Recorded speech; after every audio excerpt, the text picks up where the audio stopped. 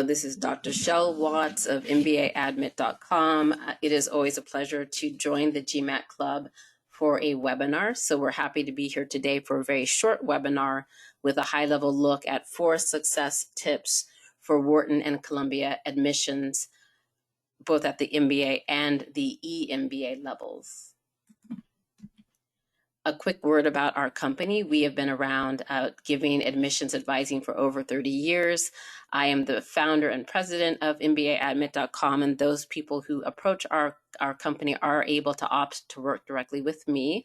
We have success in getting people into all the top programs, EMBA and MBA. And we are more than happy to let you know what we think about the strength of your candidacy. So feel free to send your resume to us at the address here or fill out the profile evaluation form, which you can find on our homepage. So let's begin with a look at success at Wharton. Now, clearly there are differences in factors for admission success at the MBA and the EMBA levels. For example, GPA is less important in the EMBA pool. At both levels, professional success is assumed. So having a wonderful record of leadership, of impact, those things are assumed if you're going to be a very competitive candidate.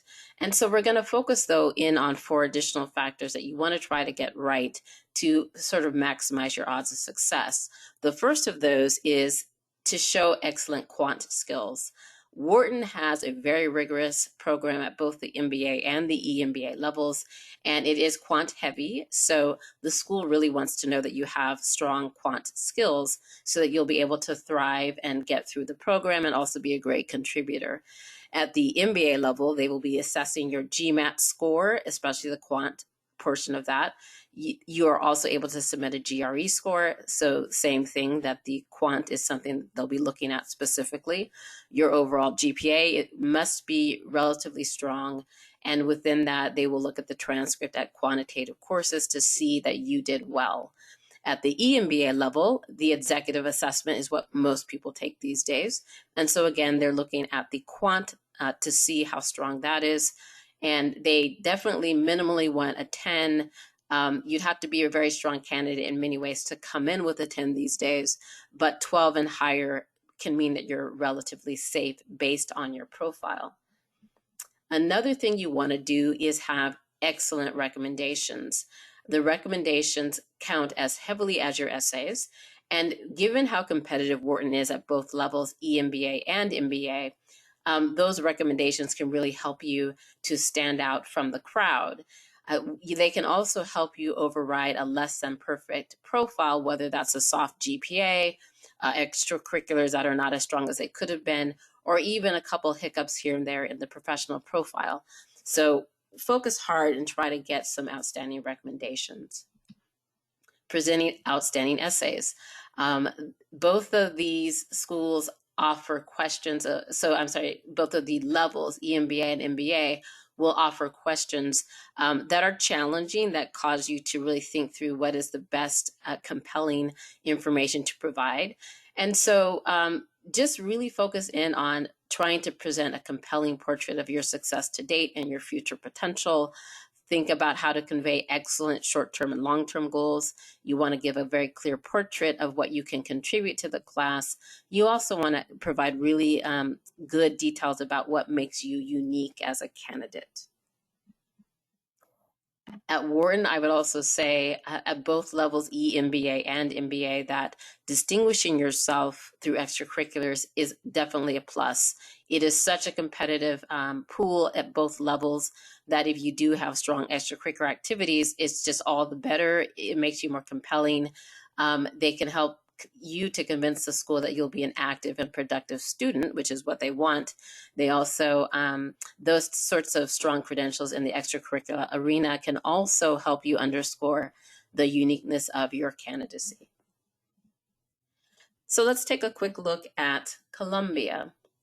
Columbia, it's the same thing, that there are differences in the factors for admission success at the MBA and the EMBA levels. For example, GPA and extracurricular activities are generally less important in the EMBA pool, where professional success is just so important. Again, at Columbia, professional success is assumed. The meaning to be competitive, you should have professional success. The standard of what is successful enough is not quite as high, in my opinion, as at Harvard and Wharton, but it is still a very high standard. And so, again, make sure that you're presenting that strong professional record. But in addition to that, here are 4 additional tips for, again, how you can be a great candidate. First of all, time your application well, particularly when you are an overrepresented candidate, so a candidate where there are many people with your similar profile applying. Then the longer you wait, the lower your chances of a good outcome, because Columbia has rolling admissions both at the EMBA and the MBA level. So the timing can matter, particularly with overrepresented candidates. And so get a good understanding of, how many people from your profile. Is it a large volume? Is it small? And then try to time your application so you're in at a good timing and earlier side if possible. This is the same advice as with Wharton, that you should present excellent recommendations. They can make a difference in terms of getting in, and also in terms of overriding a weakness or soft spot that might be in your profile. Present outstanding essays. Columbia does tend to have some very interesting essays at both the EMBA and the MBA level. And so take great advantage. You should be seeing that as prime real estate, and you want to, again, give a compelling portrait of your success, your future potential, your short and long-term goals, what you can contribute, and the uniqueness that you will bring to the class. At Columbia, this is a tip somewhat different than with Wharton, which is that we think that you definitely should show a very strong fit with the curriculum. Now, at the EMBA level, that is a little bit less important in terms of showing a fit, say, with a specialty. They seem to take a broader range of students. However, I think in both programs, EMBA and MBA, if you're coming from a technology background, you may find that you do face somewhat harder odds for admission, because Columbia is known to be, finance focused. And then it's also known for being mainstream business. So that might mean consulting, banking, and it has certain specialties: finance, healthcare, real estate, and family business. And so, especially at the full-time level, if you can show a fit with those areas where it tends to focus, you're probably going to have a better positioning for admissions. For someone who is a techie, it's just easiest if you're in a finance field. However, that doesn't mean that if you're in technology in some other arena, that you won't get in. It does mean that you do need to work a little bit harder to show why is that the right school for you, and what is the fit in terms of curriculum. So those are our tips. We are more than happy to have you reach out to us, so feel free.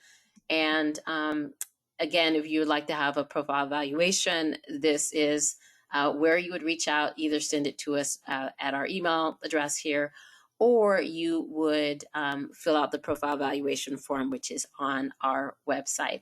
Thank you so much for joining us today. It was wonderful as always.